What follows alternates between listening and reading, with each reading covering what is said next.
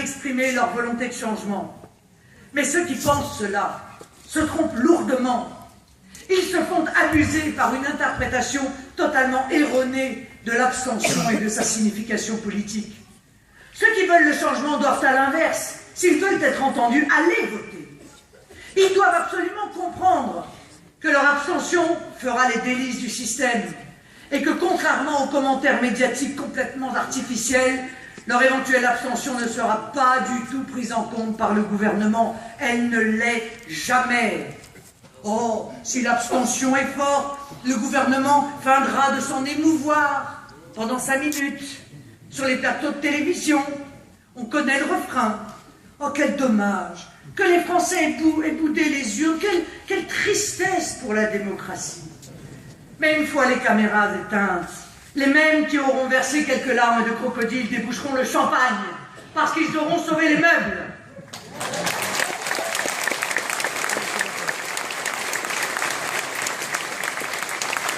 J'insiste, mes chers amis, sur un point crucial. Il ne faut jamais se dire, où qu'on habite en France, que son vote ne changera rien, que son vote est inutile, et que si l'on ne va pas voter, c'est pas grave, parce que d'autres voteront de toute façon, qu'ils choisiront à notre place le futur maire en place. Non, chacun doit bien comprendre que l'enjeu de ces élections, dans chaque commune, dépasse largement le choix du maire. Il va bien au-delà. Il ne faut pas hésiter à le dire.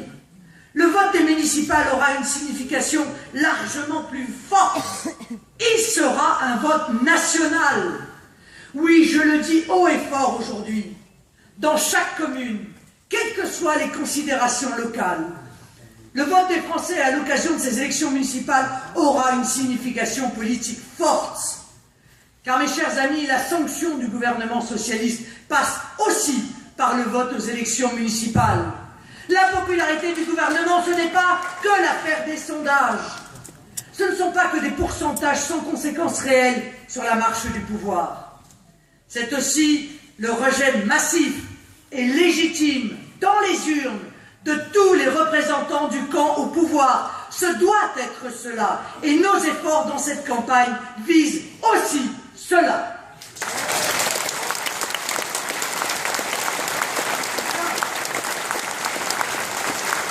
Vous savez que dans de nombreuses communes, et c'est le cas ici à Lyon, le sortant est socialiste. La France compte d'ailleurs un nombre impressionnant de mairies socialistes, dans des grandes villes, mais aussi dans des villes de taille moyenne. Et je le dis avec force, ces maires socialistes, bien trop nombreux en France, sont peut-être des élus locaux, mais ce sont pour beaucoup des cumulards, dont bon nombre siègent à l'Assemblée nationale ou au Sénat, où ils votent servilement les projets de loi du gouvernement. Beaucoup sont des politiciens confortablement installés dans les réseaux du pouvoir socialiste, qui détient tout aujourd'hui. Toutes les assemblées, quasiment toutes les régions et bon nombre de départements. Mais un point rassemble tous les maires socialistes de France. Quelle que soit la commune, quelle que soit la situation locale, quels que soient leurs autres mandats, tous ces maires socialistes sont en réalité chacun à sa place, chacun dans son fief, des petites répliques de François Hollande.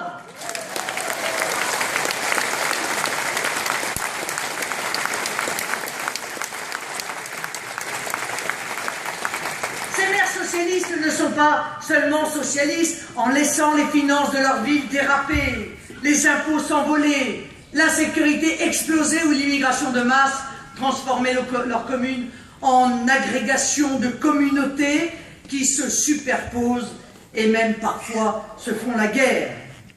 Ces maires socialistes sont aussi socialistes par les intérêts qui les lient au pouvoir national, à qui ils doivent tout, parce que c'est le pouvoir national qui les a investis et qui, en retour, compte sur eux pour le défendre. Partout en France, alliés lorsque les circonstances l'exigent aux autres composantes de la majorité, verts, communistes, radicaux, tous ces maires socialistes, c'est Eugène Binès à Hénin-Beaumont, c'est Laurent Kalinowski à Forbach, c'est Francis Adolphe à Carpentras, c'est Gérard Collomb à Lyon, tous jouent un rôle beaucoup plus néfaste encore qu'il n'y paraît. Ce sont en effet les relais et les gardiens de l'idéologie mortifère qui gouvernent notre pays. Ces gens-là sont en place dans leur mairie pour appliquer au niveau local une politique qui s'inspire de celle menée là-bas, à Paris, et qui fait déjà tant de mal au niveau national. Oh, je vous l'ai dit, en ce moment, ces gens-là ne se vantent pas d'être socialistes. Ils ont tout de même conscience du rejet de l'exécutif. Mais ces maires en place, relais du gouvernement, jouent un rôle terrible, aussi parce que ce sont des filtres de la réalité, qui n'en projettent qu'une vision adoucie, gentillette, une vision aux antipodes de la dureté des conditions de vie réelles de nos concitoyens, qui, eux, vivent dans la vraie vie. Ces maires en place, relais du gouvernement, empêchent l'éclosion de la vérité. Ils sont là pour rassurer, pour dire que tout va bien, pour faire le moins de vagues possible, pour faire croire que le pouvoir, en fin de compte, ne fait pas si mal son travail. Les entendez-vous jamais critiquer le gouvernement? Les entendez-vous dire au nom de la population, celle qui les a pourtant élus, leur faisant confiance, à quel point aujourd'hui les Français souffrent? Les entendez-vous relayer les appels du peuple, de ce peuple à bout de souffle, qui aimerait compter sur eux pour que sa voix soit entendue, défendue, écoutée, suivie, partout en France? Ces relais du pouvoir cachent la misère du pays. Ils la nient, parce qu'ils savent que si le système tombe, ils tomberont aussi.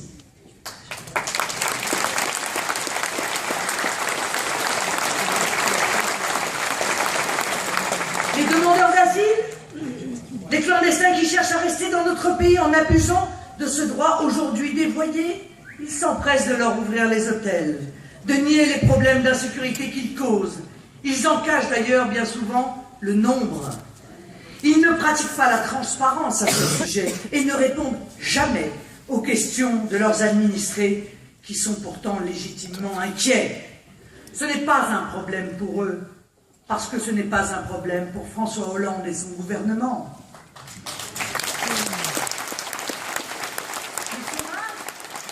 Le chômage explose dans leur commune. Ils sont les seuls à ne pas le voir. Le chômage n'existe pas plus dans leur commune qu'il n'existe au niveau national pour François Hollande et son gouvernement. Ce n'est pas vrai. Leur ville ne connaît pas le chômage de masse. Dans leur ville non plus, il n'y a pas un jeune sur 4 au chômage. Dans leur ville non plus, les plus de 50 ans ne se font pas jeter du marché du travail largement avant la retraite. Dans leur ville non plus, aucune usine ne ferme, aucune entreprise ne subit la concurrence déloyale de l'étranger ou l'euro cher. Aucune ne voit les banques refuser de lui prêter. Et dans leur ville non plus, il n'y a pas de problèmes sociaux. Remarquez, aborder la question sociale dans leur commune, ce serait, comme sur la question des demandeurs d'asile, ouvrir la boîte de Pandore. Car chacun sait que les budgets sociaux de nombreuses mairies en France explosent. Parce qu'il faut bien s'occuper des immigrés, des clandestins même bien souvent, de leur logement, de l'éducation de leurs enfants. Cette réalité-là, mes chers amis, il faut surtout la faire.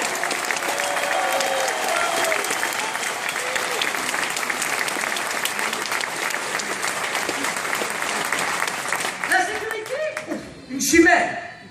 Il n'y a pas d'insécurité dans les villes socialistes.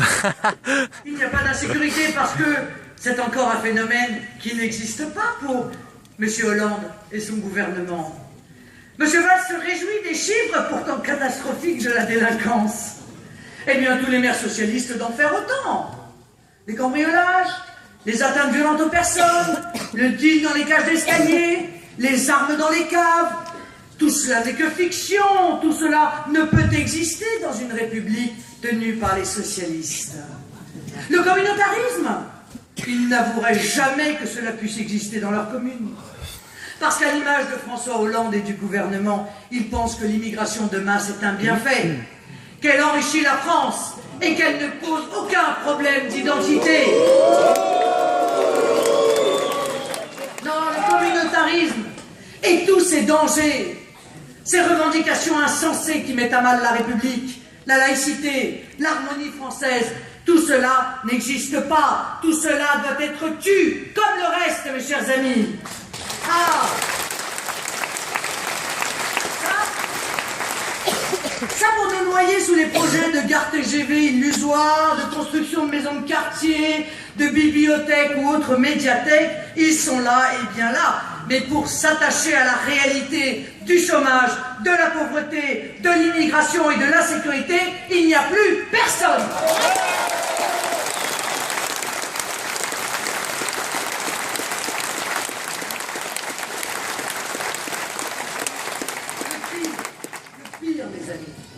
Le pire, c'est qu'ils savent tout cela. Mais ils le taisent. Circuler, il n'y a rien à voir. Ils le savent peut-être encore mieux que les hiérarques de Paris. Ils le savent, mais ils savent surtout qu'il ne faut rien dire, rien reconnaître, rien révéler, parce qu'il serait dramatique, comprenez bien, que les Français se mettent en tête de renvoyer ce petit monde à ses chères études, qu'ils prennent conscience qu'il est temps de chasser ces fossoyeurs de la prospérité, de la tranquillité, en somme, ces fossoyeurs de la France. Et parce qu'il faut bien que les Français continuent à voter pour eux, continuent à alimenter la machine électorale du Parti Socialiste, qu'ils continuent de donner leur voix à la gauche partout, dans toutes les villes. Eh bien, sachez, mes chers amis, et répétez-le autour de vous, que chaque voix donnée à l'un de ces sortants socialistes, c'est une voix donnée à François Hollande. C'est un quitus donné à un gouvernement qui mériterait exactement l'inverse.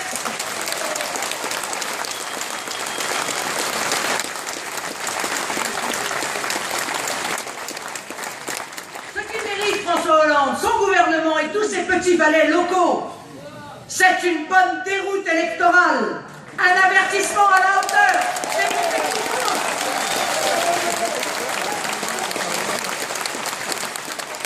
Il faut les sanctionner, mes chers amis, durement, très durement, sans aucune forme d'hésitation, pour faire passer un double message. Nous n'en pouvons plus de votre gestion désastreuse des villes, nous n'en pouvons plus de François Hollande et nous voulons exprimer notre souhait de changement. C'est cela le message qu'il faudra envoyer lors de ces municipales. Et pas par l'abstention, mais bien par le vote pour le candidat patriote qui se présente dans votre commune.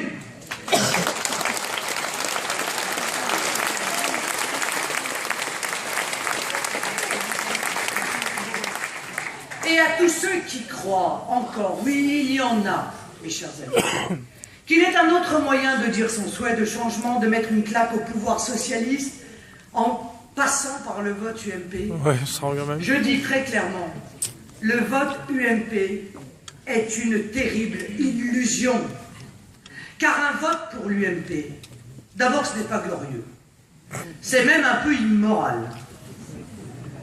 Passer dans l'opposition ne peut pas être faire un tour dans la machine à laver quand même, qui par l'opération du Saint-Esprit ferait disparaître tous ces soupçons de conflits d'intérêts, d'enrichissement personnel, de magouilles diverses et variées. On ne peut pas considérer que l'on fait disparaître dans le chiffon des eaux usées les Guéants, Karachi, l'argent de la Libye, l'affaire Pérol, les sondages Buisson, le Quick Halal, et j'en passe.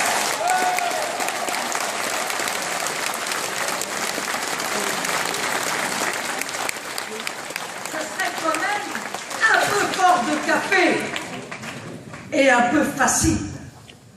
De surcroît, voter UMP, ne l'oublions pas, c'est voter pour le système. C'est voter pour la fausse alternance qui ne fait en réalité que renforcer le système. C'est en effet une autre manière de faire plaisir au système. Car entre l'UMP et le PS, au-delà des mots, mais quelle différence! Que l'on parle du clientélisme au niveau local, que l'on parle de l'endettement et des impôts, ou que l'on parle de la politique menée au niveau national, quelle différence! Quel espoir, l'UMP! Voter UMP parce qu'on est mécontent des socialistes. Mais c'est aussi efficace que d'arroser le sable. Je vous le dis très clairement.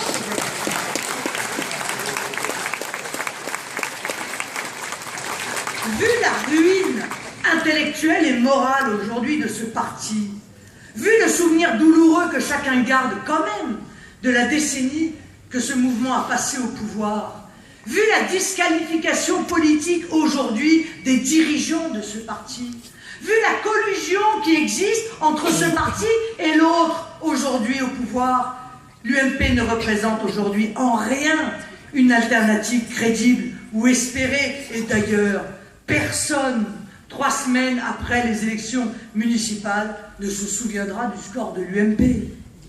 Votez pour l'UMP. Rappelons-le aussi, parce qu'il faut bien préciser les choses. C'est voter pour des candidats qui, de toute façon, la plupart du temps, appelleront à voter PS quand ils ne seront pas au second tour.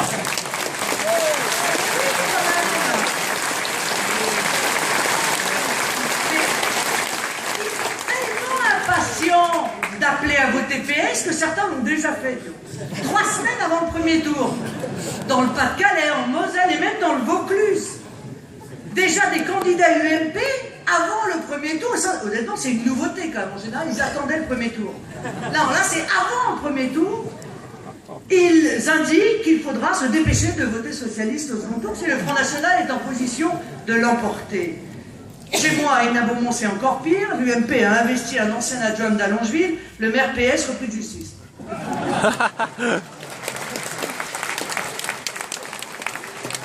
Le vote PS, c'est un blanc-seing donné à François Hollande et à son gouvernement. Le vote UMP, c'est un vote perdu.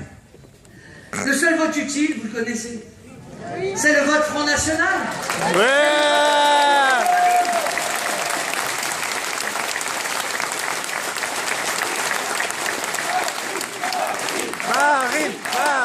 Marine.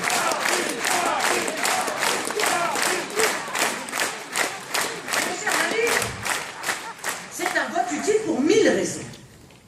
D'abord parce que dans les communes, sur nos territoires, partout en France, quelle que soit la taille de la ville, sa situation, nous avons besoin d'investir les conseils municipaux. Nous avons besoin d'y débarquer en force pour faire vivre la démocratie locale, pour faire savoir aux habitants ce qui se trame dans le secret des pouvoirs locaux, pour faire entendre une voix différente, celle du peuple, qui partout a son mot à dire. C'est aussi un vote utile parce que nous devons renforcer notre implantation locale. Et chacun des candidats du FN ou du RPM qui fera un bon score deviendra un conseiller général ou régional, voire un député en puissance. C'est l'avenir que l'on prépare en votant dès aujourd'hui patriotes. C'est aussi un vote utile parce qu'il est des mairies que nous pouvons gagner dès aujourd'hui. Je l'ai déjà dit, je ne fixe pas d'objectifs chiffrés à ce sujet. Ce serait complètement hasardeux, tant l'incertitude est grande sur de nombreux paramètres, abstention, pas abstention, triangulaire, quadrangulaire, appel à voter UMP, PS, UPS, UMP, etc., etc. Mais je sais que nous pouvons gagner des villes et que nous pourrons y faire nos preuves, montrer à nos concitoyens que les responsables patriotes qui seront élus, parce qu'ils sont proches du peuple, parce qu'ils en ont le bon sens, l'intelligence, seront capables de choses remarquables. Voter Front National ou Rassemblement Bleu Marine, c'est aussi un vote utile parce que c'est le seul vote dont le niveau marquera le pouvoir en place, les commentateurs, les analystes. Et je vais même plus loin. Du seul niveau du Front National dépendra une large part de l'avenir de notre pays dans les prochains mois. Si le FN est très haut, le gouvernement sera contraint de tenir compte de ce très sérieux bouleversement de la vie politique française. Il ne lui sera plus possible de tenter d'avancer sur des chemins hasardeux, où il cherche encore à s'aventurer. L'idéologie du système, ses provocations seront affaiblies. Je pense à des réformes délétères que nous voulons éviter, le droit de vote des étrangers, l'augmentation de la CSG, la PMA ou encore la charte des langues régionales. Mais voter Front National ou Rassemblement Bleu Marine, c'est aussi renforcer notre mouvement pour toutes les échéances prochaines, sénatoriales, régionales, cantonales, législatives et présidentielles. Bravo!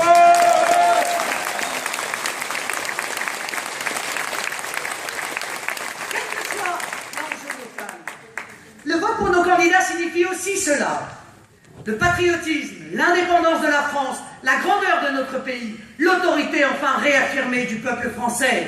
C'est un message clair sur ce que nous voulons en matière d'immigration, de lutte contre les délits et les crimes, de protection des victimes, de protection de notre identité française, de protection de nos richesses, de notre économie et de notre système social.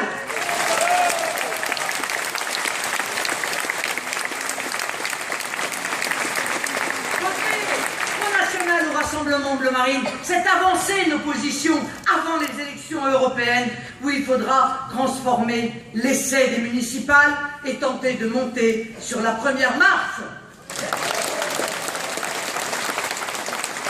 Alors, on nous accusera peut-être de simplisme, on m'accusera de simplisme, mais parfois il faut aller clairement au but. Alors disons-le justement clairement. Partout en France où l'on pense voter socialiste, on votera François Hollande. Partout où l'on hésite encore à voter UMP, que l'on sache que l'on votera en réalité pour Jean-François Copé. Et partout où l'on votera Front National, où l'on fera ce choix patriote, ce choix du vote utile, on votera Bleu Marine. On votera Marine.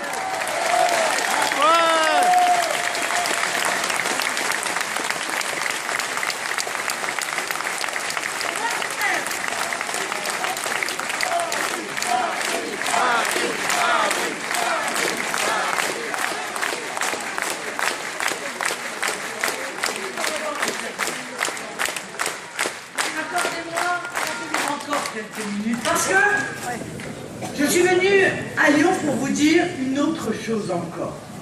Je me suis rendu compte avec le temps, et je le vérifie désormais de jour en jour, que nous ne nous battons pas simplement contre un système de pensée, le mondialisme, et avec lui contre une politique qui ruine une bonne partie de notre peuple, coupe ses racines et détruit sa civilisation, comme il ruine et détruit les peuples de l'Europe.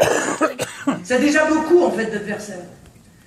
Mais nous nous battons aussi contre un autre ennemi, plus insidieux, plus impalpable, et qui pourrait bien rendre nos malheurs irrémédiables.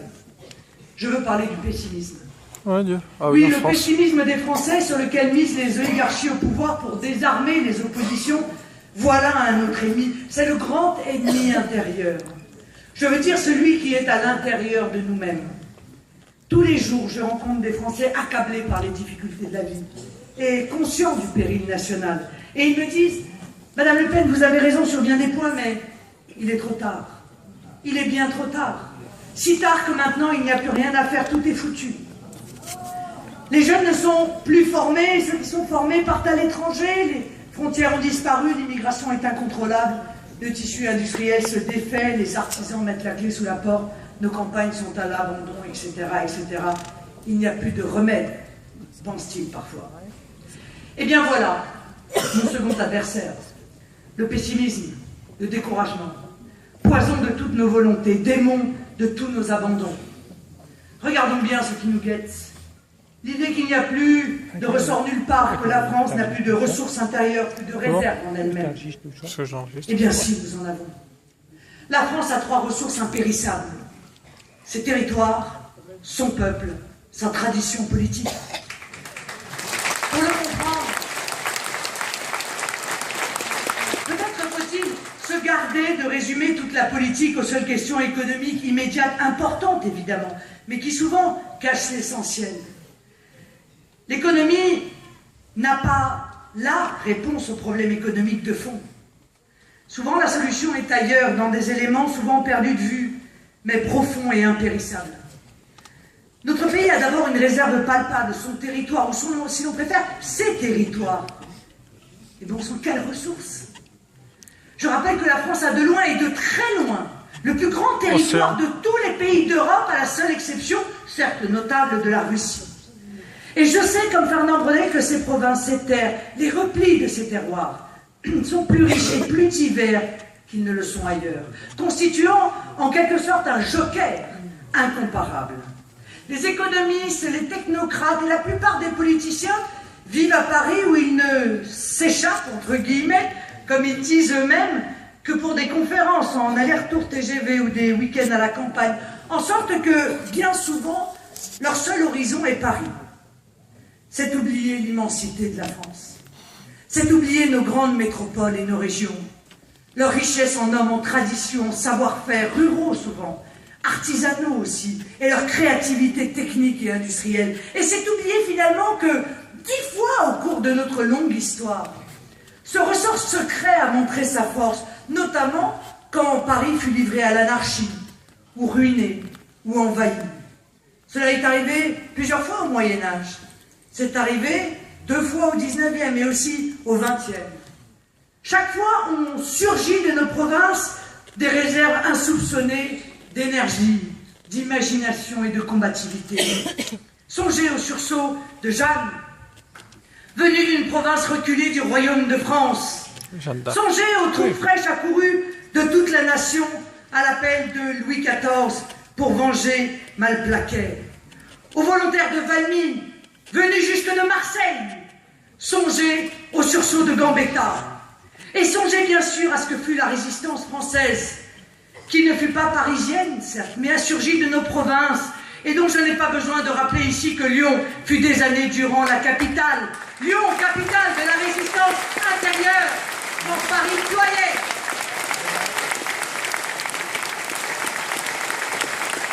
Oui, la France a des ressources, mes chers amis, et elle le sait bien, en ses profondeurs, car des périls graves, comme on dit, elle en a vu d'autres. Avec son grand territoire, elle dispose d'un peuple qui n'est pas complètement englouti, qui garde l'unité forte que donne une histoire commune, une langue, des principes politiques et valeurs morales communes, bref, une grande civilisation. Or, ce peuple a toujours montré que si près qu'il soit de se dissoudre et de disparaître, il sait toujours donner le coup de rein qui le rétablit. Le dernier de ces coups de rein est récent. D'ailleurs, ce fut votre nom magnifique lors du référendum du 29 mai 2005 sur la Constitution européenne. Un nom lancé comme un défi à toutes les oligarchies, presque toutes les élites et presque tous les partis. Un nom à 55% qui a montré qu'il existe toujours un peuple français qui n'est pas disposé à se laisser mener dans le garage européen et détruire par la grande casse bruxelloise, passer à la moulinette mondialiste. L'histoire de France, a dit De Gaulle, est une succession de malheurs exemplaires et de succès achevés. Cela saute aux yeux de tous ceux qui lisent notre histoire sur son très long parcours. L'histoire de cette France, toujours fragile, qui s'est vue souvent perdue, mais s'est toujours ressaisie, parce que son peuple a une âme, qu'il est le tabernacle d'une grande civilisation, parce qu'il est aussi l'un des plus vieux de la terre, qu'il sait au fond de lui qu'uni, il est invincible. Alors, mes chers compatriotes, chers Français de Lyon, du Rhône et des Alpes, sachons bien que tout est encore possible. Un territoire, un peuple et une longue histoire, voilà les instruments indestructibles qui peuvent d'un coup, s'ils sont mis au service d'une grande politique nationale, changer le cours des choses et nous arracher une fois encore au chaos. D'une certaine façon, la politique, je veux dire une grande politique, délivrer des tabous idéologiques, délivrer des emprises étrangères, délivrer de l'étau des oligarques, peut toujours et de nouveau faire des miracles. Regardez la France.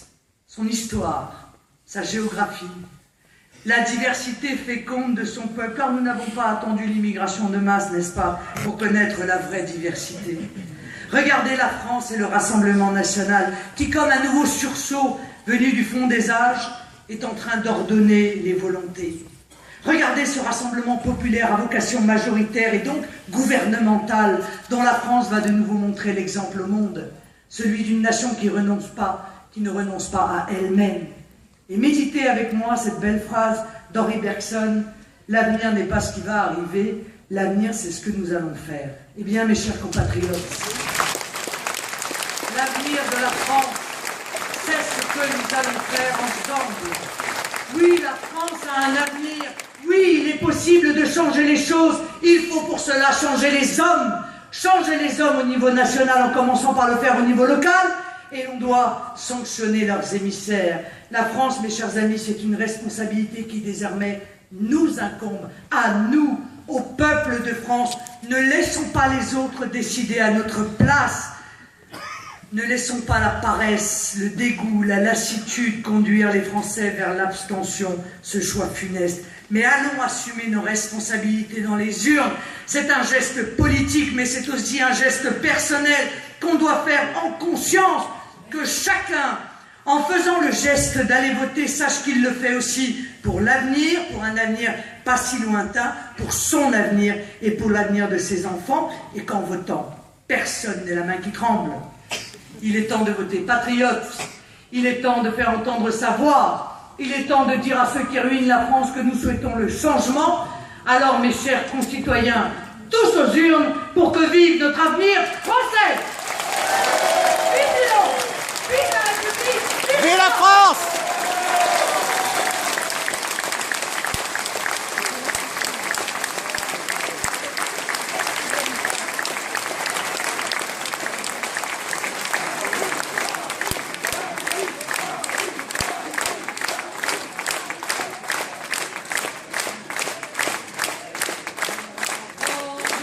La patrie, le jour de gloire est arrivé. Contre nous de la tyrannie, l'étendard sanglant élevé, l'étendard sanglant élevé. Entendez-vous dans nos campagnes mugir ces féroces soldats qui viennent jusque dans vos bras, égorger nos fils et nos campagnes. Aux armes citoyennes.